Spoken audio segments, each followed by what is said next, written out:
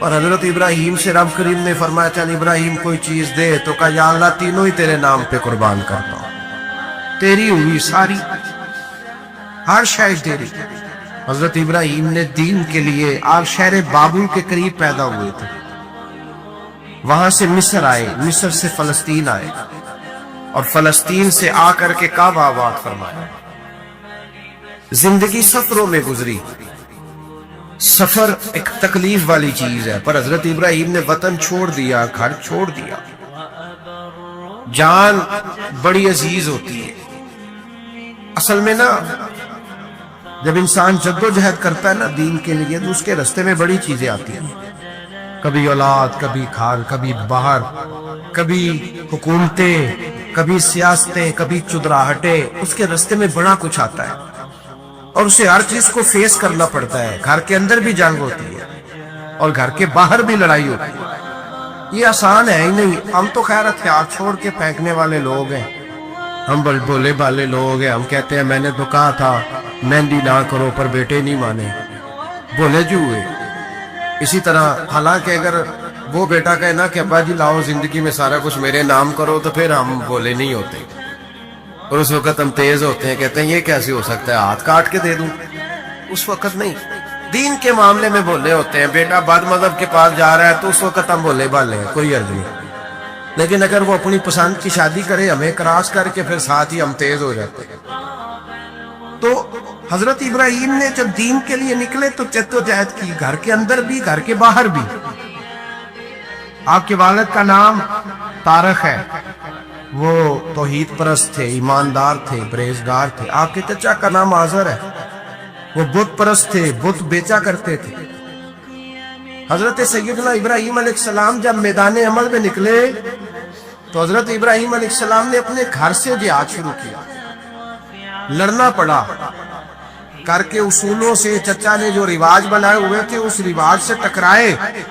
فرمایا میں اپنے گھر کے اندر یہ بت پرستی نہیں ہونے دیں گا۔ چچا کو ایک دفعہ نہیں، بار بار 100 دفعہ سمجھایا۔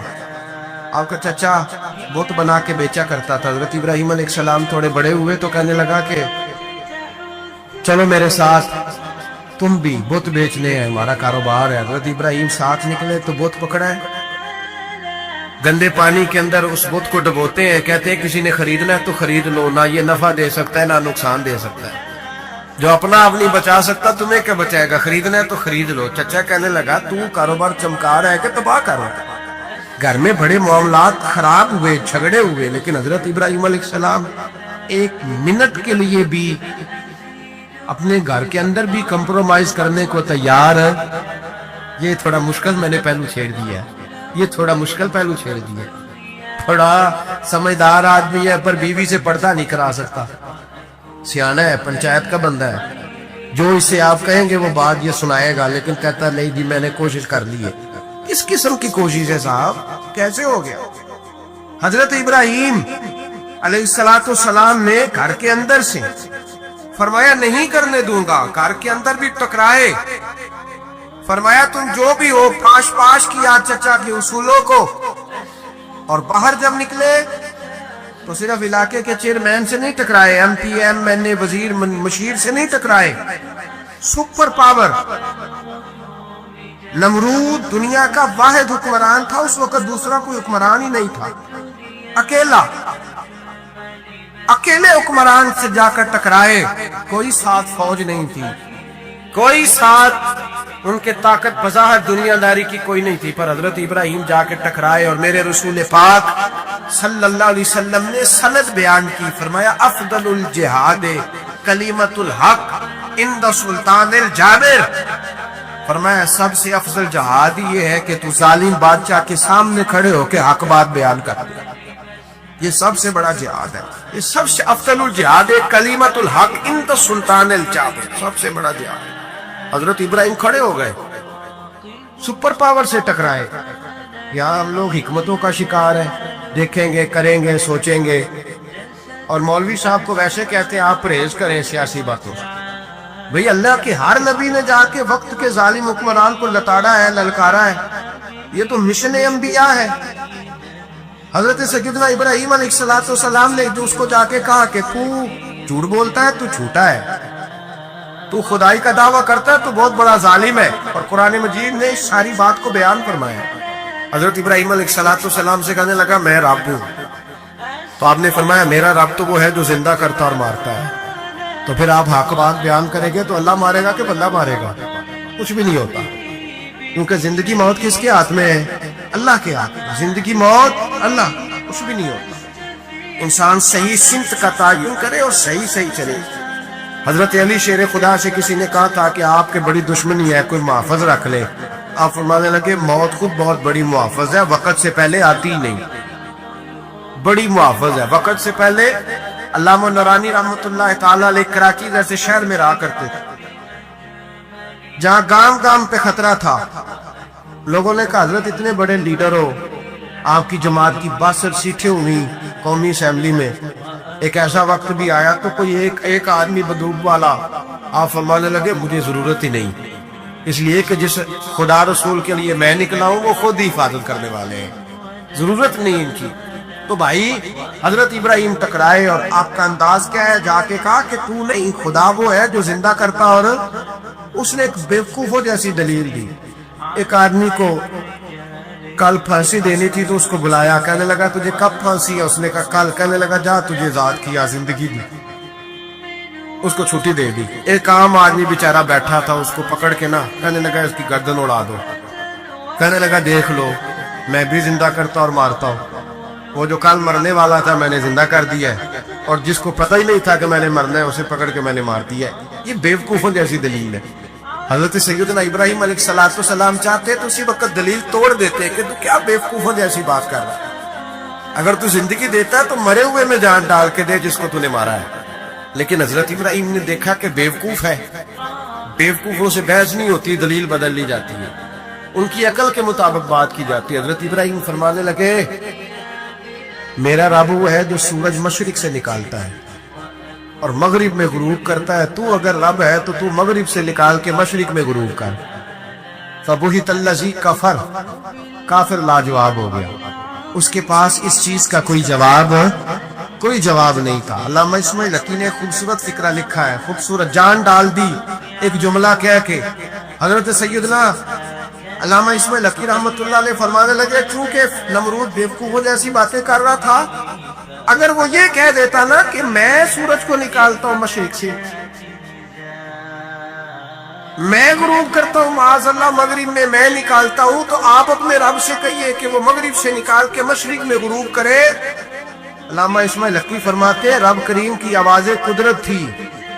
مالک حضرت ابراہیم علیہ السلام کے اگر وہ کہہ دیتا اور حضرت ابراہیم دعا کر دیتے تو رب کریم نے فرشتوں کو تیار بٹھایا ہوا تھا.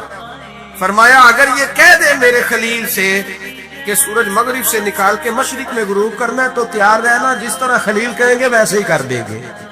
واتخذ اللہ ابراہیم خلیلا، ابراہیم ہمارا دوست جو ہوا، جیسے کہے گا ویسے کر دیں گے. حضرت سیدنا ابراہیم علیہ السلام کی باتوں کا جب جواب نہ دے سکا، دلیل نہیں بندہ دیتا، پھر لڑائی کرتا ہے، پھر جھوٹے موٹے اعتراض کرتا ہے. دلیل ختم ہوتی ہے تو لوگ ذاتیات میں اترتے ہیں، کہتے ہیں یہ کھانستا صحیح نہیں، دیکھتا صحیح نہیں. دلیل ختم، اب ذاتیات پہ اترے، کہنے لگے مجھے پتہ چلا ہے کہ یہ فلانی جگہ گیا تھا تو وہاں جا کے اس نے اس طرح کیا. پھر لوگ ذاتیات پہ اترتے ہیں، جب دلیل کا جواب دلیل سے نہیں دے پاتے پھر ذاتیات پر اتر کر حملے کرتے ہیں. حضرت ابراہیم کی دلائل کا جواب نمرود نہ دے سکا تو کہنے لگا کہ اس کو آگ میں ڈال دو. قوم گئی ہوئی تھی ساری، آپ نے بات سنی ہوئی ہے، میں نے صرف اشارہ دینا ہے، میلے پہ.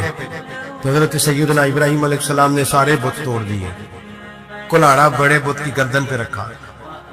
واپس آئے، کہنے لگے بت کس نے توڑے ہیں؟ تو فرمایا اس سے پوچھو جس کی گردن پہ کلاڑا ہے.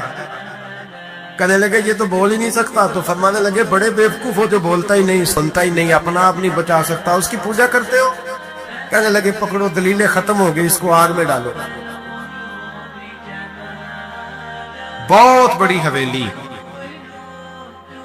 45 فٹ مربع پہ مشتمل ایک حویلی بنائی اور 45 فٹ اونچی. مختلف روایات، علامہ اسماعیل حقی کہتے ہیں کہ 3 مہینے تک نمرود نے کہا کہ اس کے اندر لکڑیاں ڈالو، لوگ پوچھنے لگے کتنی دنیا جلانی ہے؟ کہنے لگا بندہ تو ایک جلانا ہے، پر بندہ بڑا تگڑا ہے، ایک بندہ۔ 3 مہینے لکڑیاں ڈالی گئی، اور لوگوں کی جو تہمات ہوتی ہیں نا وہ بڑی عجیب ہوتی ہیں۔ تہمات میں نے بڑی تفصیل سے رمضان مبارک میں گفتگو کی تھی، بدشگونی تہمات لوگ لیتے ہیں، اس وقت بھی لوگ تہمات کا شکار ہو گئے، عقیدہ بگڑ جاتا ہے تو وہ عجیب و غریب باتیں کرنے لگتا ہے، تہمات کا شکار ہو گئے۔ بیویاں نظر مانتی، میں بیمار ہوں، اگر صحیح ہو گئی تو اتنے من لکڑی دوں گی حضرت ابراہیم کی آگ جلانے کی۔ ایک عورت لے کے جا رہی ہے لکڑیاں، ایک نیک دل آدمی نے اس سے پوچھا کہاں جا رہی ہو؟ کہنے لگی میں نے منت مانی تھی تو حضرت ابراہیم علیہ السلام کو معاذ اللہ جلانے کے لیے لکڑیاں لے کے جا رہی ہوں۔ تو وہ رب کریم کے بندے کہنے لگے تو ڈھونڈتی رہے گی، تجھے وہ جگہ ملے گی نہیں۔ وہ بی بی کئی مہینے گھومتی رہی، جگہ ہی نہیں ملی جہاں لکڑیاں ڈالنے، ماری گئی۔ تہمات کا شکار ہوئے بہت سارے لوگ، تہمات کا۔ بھائی تہمات دین کے اندر منع ہے، تہمات دین میں کوئی نظر ماننا، کوئی کسی بزرگ کے مزار پہ جا کے سالے ثواب کے لیے کوئی چیز ماننا، یہ تو درست ہوا، لیکن غیر شرعی نظریں مان لینا کہ میں آ کے گرد چکر لگاؤں گا، میں جناب وہاں جا کے یہ والا تماشا کروں گا، میں دھاگا باندھوں گا، میں رسا کاٹوں گا، میں وہاں گندے ہوں سے پانی پیوں گا، ان کی شریعت اجازت؟ یہ تہمات ہے، بدشگونی ہے، دین میں ان کی کوئی گنجائش ہے؟ آپ نظر ماننے سے پہلے بھی کسی عالم سے رابطہ کریں کہ میں منت مانگنے لگا ہوں تو کیسے ماننی چاہیے، کا طریقہ پوچھیں۔ ایسے ہی غلط چیز کی منت تھوڑی مان لی جائے گی۔ بہرحال آمدام سے مطلب حضرت ابراہیم کے لیے آگ جلائی گئی، 45 فٹ اونچی آگ ہے، پرندہ بھی اوپر سے گزرتا ہے تو نیچے گر جاتا ہے جل کے، اتنے دن لگا کے آگ جلائی گئی۔ اب حضرت ابراہیم کو جلایا جانے لگا ہے۔ یہاں تو موجیں ہے نا، جو کسی ادارے کا سربراہ ہے اس کے لیے موج ہے، کسی جگہ آفیسر بن گیا تو موج ہے، پیر صاحب کے لیے موج ہے، علامہ صاحب کے لیے موج ہے، خطیب صاحب کے لیے موج ہے، جلنا کس کو پڑتا ہے؟ وعلی کو نہیں رہا اللہ ماشاءاللہ، وہ لوگ گزر گئے جو تکلیفیں سہ کے کام کرتے تھے، گزر گیا زمانہ۔ حضرت سیدنا ابراہیم علیہ السلام کو جلایا جانے لگا ہے، تو اب اتنی بڑی آگ ہے تو ڈالے کیسے؟ شیطان نے تجویز دی کہ منجنیق بناؤ، منجنیق، بڑے بڑے بانس باندھ کے ان کے نیچے رسا باندھو، وہ جس طرح جھولنے کے لیے جھولا بنایا جاتا ہے اس طرح ایک منجنیق، پرانے زمانے میں اس میں پتھر رکھ کے پھینکے جاتے تھے دشمنوں پہ، وہ منجنیق بنائی گئی کہ دور سے حضرت ابراہیم کو پھینکیں گے، ہاتھ حضرت ابراہیم کے باندھ دیے، پاؤں مبارک باندھ دیے، پوری زمین پہ ایک نام لینے والا خدا کا، اور اس کو آج رسیوں میں جکڑا ہوا ہے۔ جب پھینکا جانے لگا نا آگ میں، حوریں رونے لگے، فرشتے تڑپنے لگے، اے اللہ یہ کیا ہونے لگا؟ ایک تیرا خلیل اور وہ بھی آگ میں۔ فرمایا جاؤ جا کے اس سے کہو اگر تمہاری مدد لیتا ہے تو اسے بچاؤ۔ ہوا کا فرشتہ آیا، کہا ابراہیم اگر تو کہے، او بھائی ان چیزوں کو کہانی سمجھ کے نہ سنا کرے، یہ داستان نہیں، یہ وہ طریقے ہیں جو ہمارے رسول نے ہمیں اپنانے کا حکم ارشاد فرمایا ہے، جو عقیدے، یہ وہ نظریات ہیں جو ہمیں اوڑھنے کو کہا گیا، اپنے رب کریم کی رضا پہ راضی رہنے کے یہ وہ خوبصورت مواقع ہیں صوفیاء نے جن کو بنا کر سمجھا کر ہم تک پہنچایا ہے۔ یہ ہے اہل طریقت کی باتیں، وہ کہتے ہیں یار جس حال میں رکھے راضی رہنا ہے۔ حضرت ابراہیم علیہ السلام کو پھینکا جا رہا ہے، فرشتہ آیا، اے اللہ کے خلیل اگر حکم دو تو اتنی ہوا چلاؤں کہ نمرودی جل جائے، سارے آگ ان پہ پھینک دی جائے۔ اب نے فرمایا تو جا، تجھ سے مجھے کوئی کام نہیں۔ تھوڑی دیر کے بعد پانی کا فرشتہ آیا، کہا حضور اتنی بارش برساؤں گا کہ آگ بجھ جائے گی۔ فرمایا تو جا، تجھ سے کوئی کام نہیں۔ اب جب منجنیق میں رکھ دیے گئے، آگ میں جانے کا لمحہ ہے، تیاری ہے، حضرت جبریل امین حاضر خدمت ہوئے، کہا ابراہیم کوئی حاجت؟ فرمایا تجھ سے کوئی نہیں۔ کہا چلو مجھ سے نہیں تو رب کریم سے بات کر لو، مجھے پتا ہے میں چھوٹا ہوں، آپ مجھ سے مدد کیوں لوگے، رب کریم سے ہی بات کر لے۔ تو حضرت ابراہیم کہنے لگے جبریل یہ بتا رب کو نہیں پتا اس کا خلیل کس حال میں ہے؟ اسے نہیں پتا میں کس حال میں ہوں، میرے ہاتھ بندے ہیں، پیر بندے ہیں آگ میں، اسے نہیں پتا؟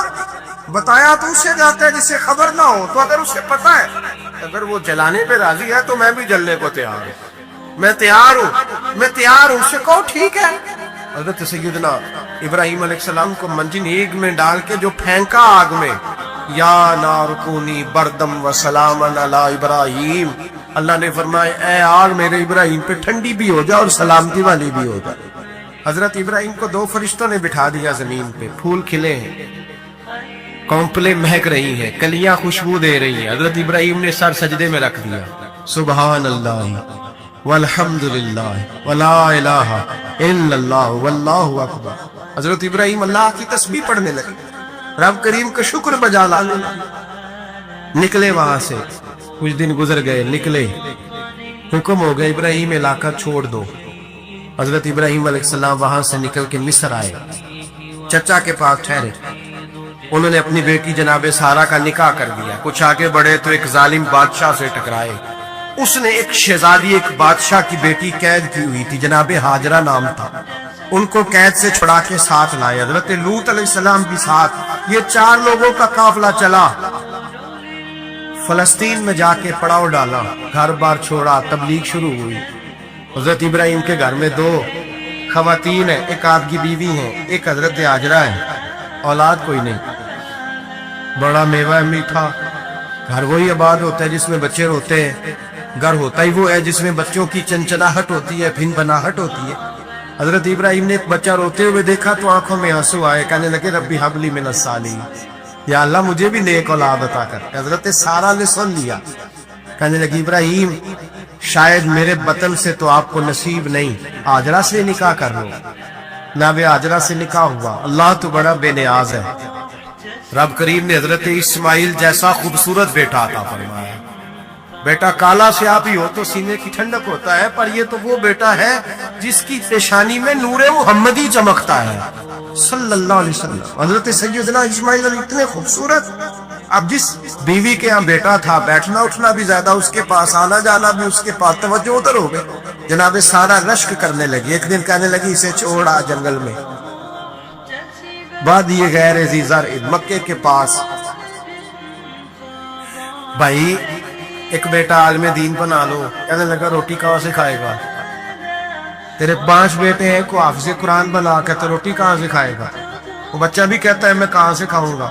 حضرت ابراہیم علیہ السلام تو چند مہینے کا بچہ چھوڑ آئے تو کہاں سے روٹی کھائی؟ حضرت اسماعیل کہاں سے کھائی ان کی اماں نے روٹی؟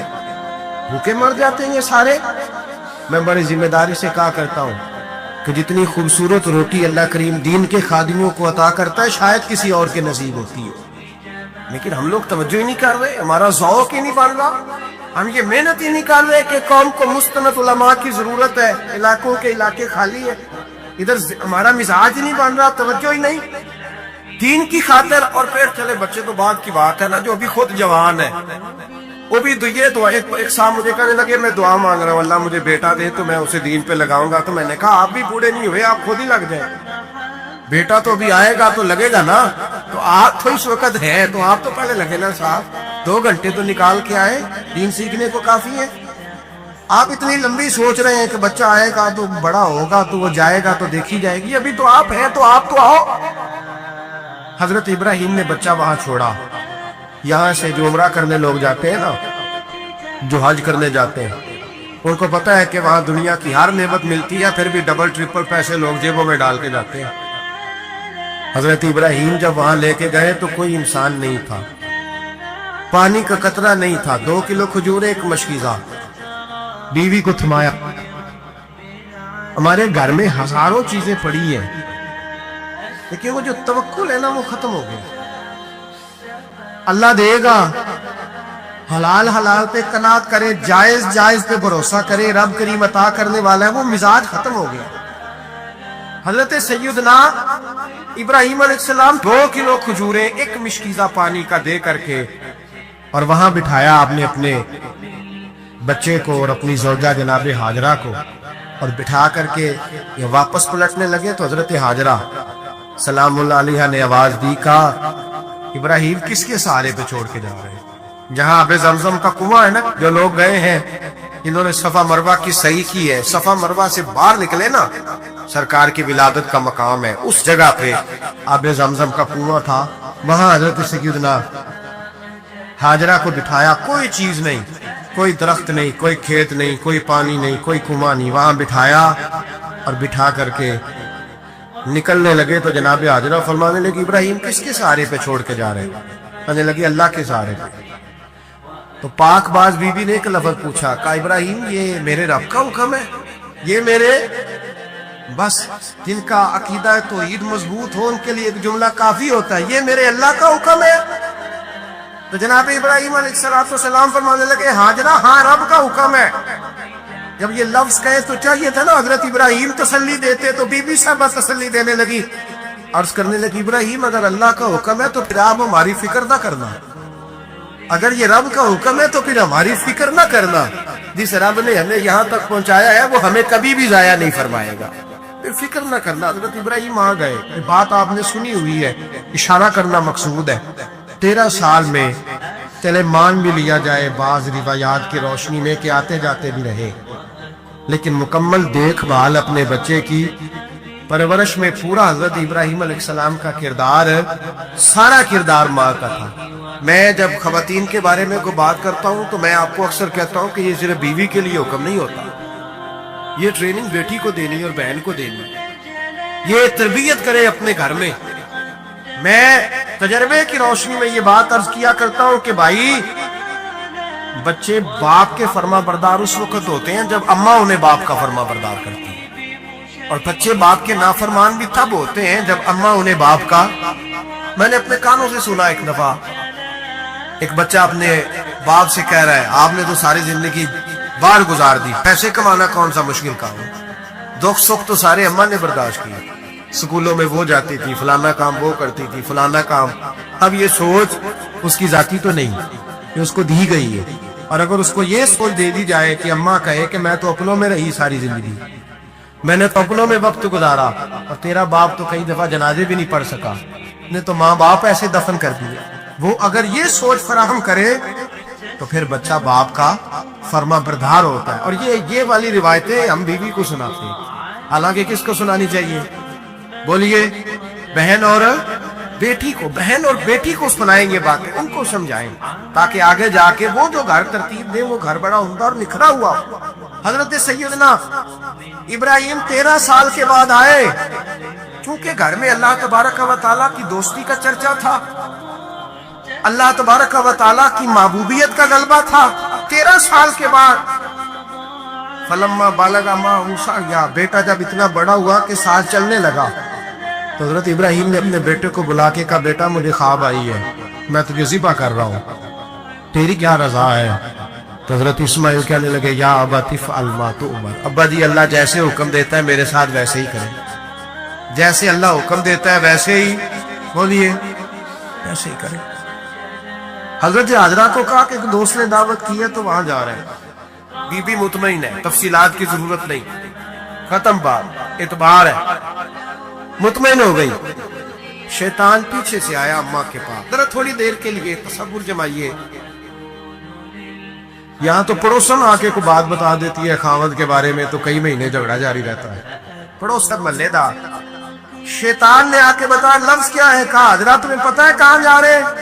کہا دوست کی دعوت میں۔ تو کہنے لگے دوست کون ہے؟ رب کریم، اور ابراہیم کا خیال ہے کہ اس رب نے مجھے حکم دیا ہے کہ میں ذبح کروں۔ حضرت حاجرہ کہنے لگی کبھی باپ بھی بیٹا ذبح کرتے ہیں؟ شیطان کہنے لگا ان کا خیال ہے کہ ان کے رب نے حکم دیا ہے۔ جناب حاجرہ فرمانے لگی اگر رب نے حکم دیا تو پھر تو مجھے شیطان لگتا ہے، تو مجھے شیطان لگتا ہے۔ کیا مطلب؟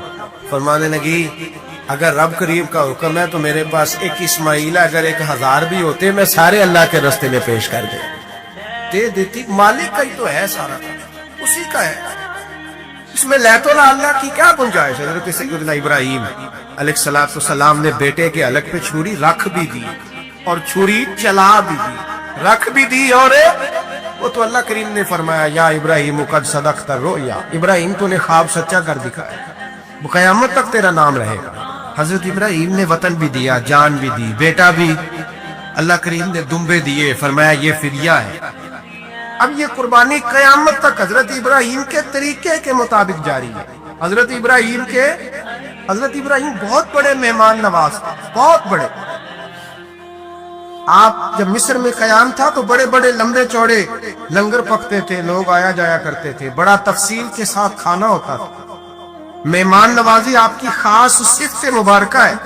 ہمارے یہاں بھی مہمان نوازی ہوتی ہے امیروں کی، بلکہ اب تو مہمان نوازی اس طرح کی ہے کہ کل تیری میرے پاس دعوت ہے اور پرسوں میری تیرے پاس ہے.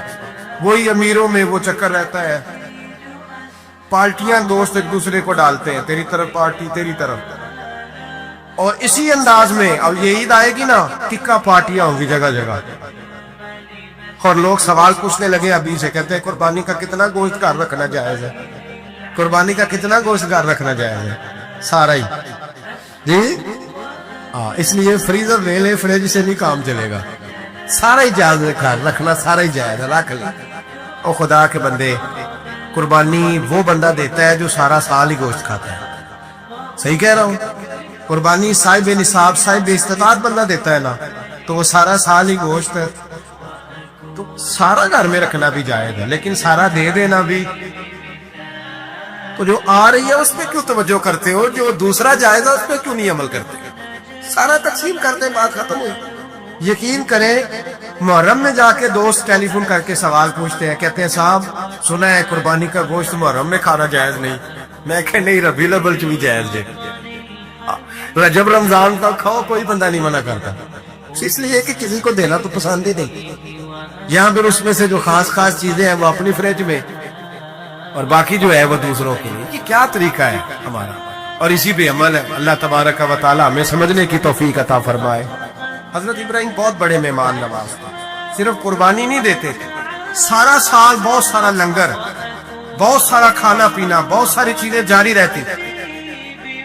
اور جتنے غریب لوگ تھے فلسطین کے، ان کو پتا تھا کہ حضرت ابراہیم علیہ السلام کا لنگر جاری ہے. فلسطین میں جب آپ کا قیام تھا، ایک دفعہ ڈھیروں مہمان آ گئے اور کھانے کو کوئی چیز نہیں.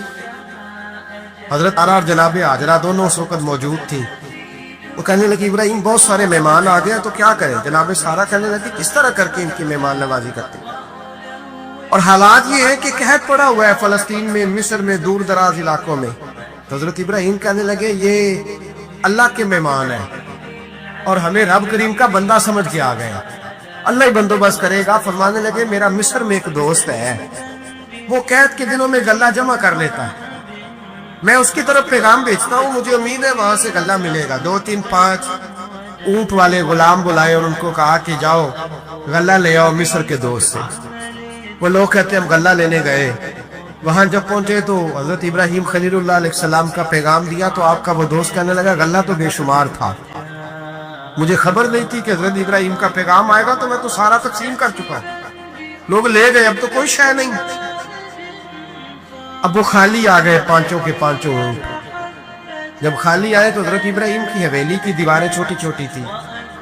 ان غلاموں میں سے، خادموں میں سے، آپ کے ان چاہنے والوں میں سے ایک کہنے لگا یار وہ غریب تو انتظار کر رہے ہو گے کہ غلہ لینے گئے، ہمیں روٹی ملے گی.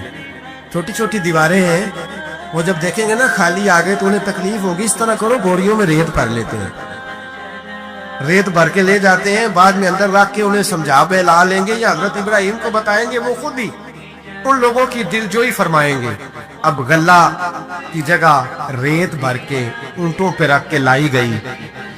لا کے بوریاں جب رکھ دی گئیں، حضرت ابراہیم علیہ السلام دوپہر کے وقت آرام فرما رہے تھے. بی بی سارا اٹھی، کہتی ہے جب میں نے دیکھا نا کہ بوریاں پہنچ گئی ہیں تو گئی، غلام کو ساتھ لیا اور اس کو جب کھولا نا تو کہتی ہے اتنی حسین گندم میں نے پہلے کبھی دیکھی نہیں تھی، اتنا پیارا دانا میں نے کبھی ملاحظہ ہی نہیں کیا. فرماتی ہے جب اس کو پیس کر چکی میں روٹیاں پکائی تو خوشبو دور دور تک پھیل گئی. اعلیٰ غذا بنی، بڑے بڑے کھانے بیویوں نے مل کے پکائے، چن دیے گئے. حضرت ابراہیم اٹھے تو لوگ کھانا کھا رہے، سجدہ شکر ادا کیا، اور جب سجدے میں گئے تو وہی آنے لگے، پھر رونے لگے. جب پلٹ کر باہر تشریف لائے تو جناب سارا کہنے لگی ابراہیم تمہارا مصری یار بڑا اچھا ہے، اس نے اتنی اعلیٰ گندم بھیجی ہے کہ اتنی تو میں نے پیاری گندم کبھی دیکھی نہیں. جناب ابراہیم مسکرائے، فرمانے لگی سارا یہ مصری یار نے نہیں بھیجی، یہ میرے عرشی یار نے بھیجی ہے، یہ میرے عرشی یار نے بھیجی. بھائی مہمان نوازی مزاج تھا، لٹا دینا مزاج تھا، دوسروں کی عشق شوئی مزاج تھا. حضرت ابراہیم علیہ السلام کا طریقہ ہے قربانی، حضور نے ان کا طریقہ بیان کیا. اگر سال کے بعد قربانی دینا ان کا طریقہ ہے تو سارا سال غریبوں کو روٹی دینا بھی حضرت ابراہیم کا طریقہ ہے، سارا سال غریب کی نوکری کرنا یہ بھی حضرت ابراہیم کا طریقہ ہے، بھوکے کو کھانا کھلانا یہ بھی میرے مصطفیٰ کریم سید عالم صلی اللہ علیہ وسلم سے صحابہ نے پوچھا حضور بہترین مسلمان کون ہے؟ بہترین مسلمان تو حضور نے فرمایا جو سلام لینے میں پہل کرے اور غریب کو روٹی کھلانے میں سب سے اچھا ہو، وہ بہترین مسلمان ہے، زبردست مسلمان۔ ہمارے ہاں دعوتیں ہوتی ہیں تو امیروں کی، افطاریاں تو امیروں کی، اور میرے مصطفیٰ کریم علیہ السلام نے فرمایا بدترین دعوت ہے جس میں امیر بلائے جائے غریب نہ بلائے جائے، وہ بدترین دعوت حضرت ابراہیم کا طریقہ رہا، ساری زندگی مہمان نوازی۔ اور دوسرا ان کا مزاج تھا، اللہ سے پیار ہو گیا تھا نا، جب رب کریم سے محبت ہوتی ہے نا اور محبت کا احساس ہوتا ہے دل میں، پھر سجدے لمبے ہوتے ہیں۔ عام آدمی تو نماز بھی نہیں پڑھ سکتا، اسے خدا سے محبت ہوتی ہے وہ تہجد بھی نہیں چھوڑ سکتا۔ وہ یہ محبت کی بات ہے نا، جس کو پیار ہوتا ہے اس کی تہجد بھی ہے، اس کی اشراق بھی ہے، چاشت بھی ہے، اس کے عمرے بھی ہے، اس کے حج بھی ہے، اس کے بار بار کعبۃ اللہ کے دیدار بھی ہیں۔ یہ محبت الہی ہے، جوش مارتی۔ ان لوگ سجدہ کرتے ہیں تو اٹھتے ہی نہیں، اللہ کے بندوں سے پیار کرتے ہیں اللہ کی۔ حضرت ابراہیم کو رب کریم سے اتنی محبت تھی، اتنا پیار تھا کہ وہ آپ کی زندگی کے ہر پہلو سے چھلکتا تھا۔ ایک وقت ایسا آیا کہ اللہ تعالیٰ نے حضرت ابراہیم کو بہت زیادہ مال عطا فرمایا، اتنے اونٹ گنے نہیں جاتے، گائے اتنی زیادہ کہ شمار نہیں ہوتی، بکرے بکریاں اتنی زیادہ کہ شمار، بہت زیادہ مال اللہ نے عطا فرمایا۔ اور ابھی کچھ عرصہ پہلے آپ پیچھے جائیں نا تو جو لفظ مال تھا وہ روپے پہ تو بولا ہی نہیں جاتا، وہ جانوروں پہ بولا جاتا۔ بہت زیادہ مال اللہ نے دیا، بکریاں، گائے، اونٹ، بیل، بڑا کچھ۔ تو رب کریم نے فرشتوں سے فرمایا کہ وَاتَّخَذَ اللَّهُ ابراہیم خلیلا، ابراہیم میرا دوست ہے۔ تو فرشتے کہنے لگے یا اللہ جسے اتنا کچھ دیا جائے اس نے دوست تو بننا ہی ہوتا ہے، تو نوازا ہی پڑا ہے، اتنا مال، اتنے کھیت کھلیان، اتنا کچھ۔ اللہ کریم نے فرمایا جاؤ آزمائش کر لو، امتحان لے لو۔ فرشتہ امتحان لینے پہنچ گیا۔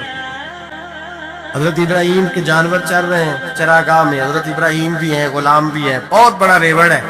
آپ تشریف فرمائے، ایک فرشتہ آیا تو کھیت میں چھپ کے بیٹھ گیا اور بلند آواز سے کہنے لگا سبحان اللہ والحمدللہ ولا الہ الا اللہ واللہ۔ یہ تسبیح بڑی پسند ہے، محبوب نے ان کی فضیلت بیان کی۔ اب وہ حضرت سیدنا ابراہیم علیہ السلام کھڑے تھے تو وہ کھیت میں بیٹھ کے تسبیح پڑھنے لگا، سبحان اللہ والحمدللہ ولا الہ الا اللہ۔ حضرت ابراہیم کہنے لگے یہ میرے رب کا نام کون لے رہا ہے؟ بڑی اس کی میٹھی آواز ہے، بڑی، کون ہے؟ ڈھونڈنے لگے، گھومتے گھومتے اس کے پاس چلے گئے، فرشتہ انسانی شکل میں۔ تو میرے رب کا ذکر کر رہا تھا؟ اس نے کہا میں ہی کر رہا تھا۔ فرمانے لگے یار ایک دفعہ پھر نہیں کرتا؟ تو کہنے لگا ابراہیم پہلے تو میں اپنی مرضی سے کر رہا تھا، تو کہتا ہے تو پیسے لگیں گے، پیسے ہیں تو کر دیتا ہوں۔ حضرت ابراہیم کہنے لگے بول تو کیا لے گا؟ میرے اللہ کا ذکر سنانے کا کیا لے گا؟ کہنے لگا جتنی بکریاں آپ چرا رہے ہیں ساری دے دے تو میں اللہ کا ذکر سنا دیتا ہوں۔ آپ نے فرمایا بس جا تیری ساری ہوئی میرے رب کا ذکر سنا۔ اور پھر شروع ہو گیا سبحان اللہ الحمدللہ ولا الہ الا اللہ واللہ اکبر۔ حضرت ابراہیم علیہ السلام کیف میں یار پھر ذرا سنا، نہ علمہ وچ پسا سانو تو یار دی گل سنا سا، ذرا دوبارہ سنا۔ میں پھر سنایا، ایک دفعہ پھر کہا، فرشتہ کہنے لگا بس جی آپ کے پیسے پورے ہو گئے۔ حضرت ابراہیم کہنے لگے چل ایک دفعہ اور سنا۔ کہنے لگا پیسے لگیں گے، تو کیا لے گا؟ کہنے لگا گائے بھینسیں ساری میری۔ فرمایا بس یار اتنی قیمت، تو سنا صحیح، سارا کچھ ہی تیرا۔ پھر شروع ہو گیا سبحان اللہ والحمدللہ ولا الہ الا اللہ واللہ اکبر۔ گائیں دے دی، بھینسیں دے دی، وہ ذکر سناتا ہے۔ حضرت ابراہیم کبھی مچلتے ہیں، کبھی روتے ہیں، کبھی آہیں بھرتے ہیں، تو میرے رب کا نام لے رہا ہے، ذرا پھر سے لے۔ کیف جاری ہے۔ کہنے لگا بس بھائی۔ حضرت ابراہیم فرمانے لگے تو اور لے لے جو لینا ہے، مجھے ذکر سنا۔ اس نے کہا ابراہیم بکریاں میں لے چکا، گائے بھینسیں میں لے چکا، اونٹ رہ گئے، سارے لے لوں گا پھر ذکر سناؤں گا۔ فرمایا جا تیرا ہوا تو ذکر سناتا رہ، میں دیتا ہوں۔ دے دیا، کچھ دیر ذکر کیا تو خاموش ہو گیا۔ حضرت ابراہیم خلیل اللہ علیہ السلام فرمانے لگے ذکر سنا۔ کہنے لگا ابراہیم اب تیرے پاس دینے کو کیا ہے؟ ہر چیز تو میں لے چکا۔ آپ فرمانے لگے یہ گائے بھینسیں بکریاں چرانے کے لیے تجھے کوئی نوکر ملازم بھی تو چاہیے نا، تو اس طرح کر مجھے رکھ لے، میں روٹی نہیں مانگوں گا، کھانا نہیں مانگوں گا، تو اللہ کا ذکر سناتا رہنا، میں تیرے جانوروں کی نوکری کرتا رہوں گا۔ حضرت ابراہیم علیہ السلام نے جب یہ کہا نا، فرشتے کی آنکھوں میں آنسو آ گئے۔ در دامنی پہ شیخ ہماری نہ جائیے، ہم دامن نچوڑ دیں تو فرشتے وضو کریں۔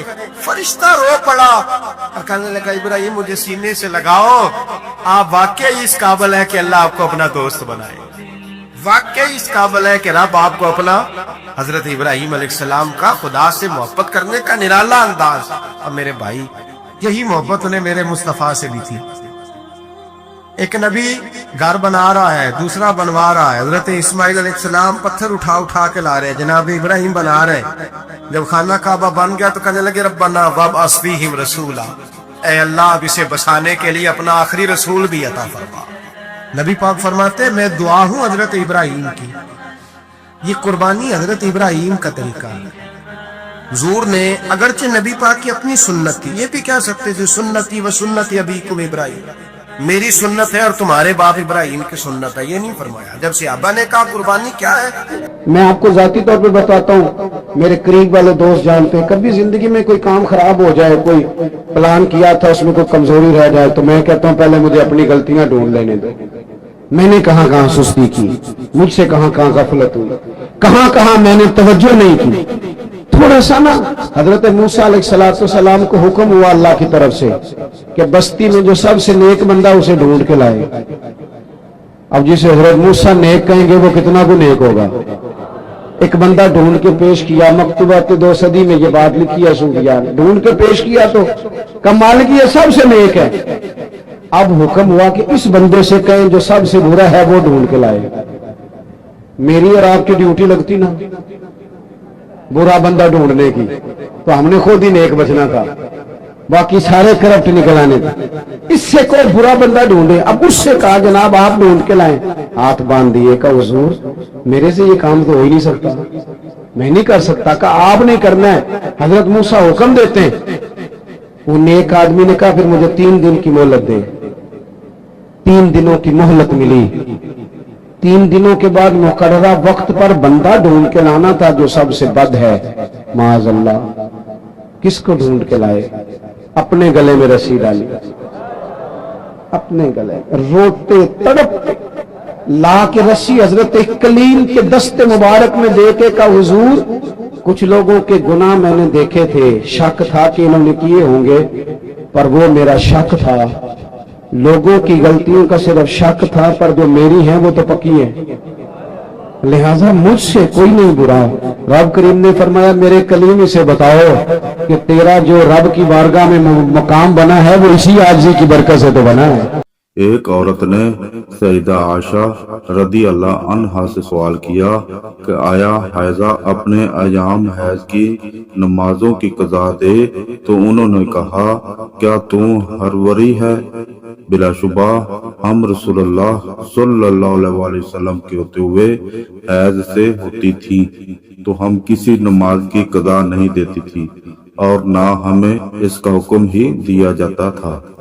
حضرت ابو ہریرہ رضی اللہ عنہ سے روایت ہے کہ جب رسول اللہ صلی اللہ علیہ وآلہ وسلم پر یہ آیت اتری آسمانوں اور زمین میں جو کچھ ہے اللہ ہی کا ہے اور تمہارے دلوں میں جو کچھ ہے اسے ظاہر کرو یا چھپاؤ، اللہ تعالیٰ اس پر تمہارا محاسبہ کرے گا، پھر جیسے چاہے گا بخش دے گا اور جیسے چاہے گا عذاب دے گا، اور اللہ ہر چیز پر قادر ہے۔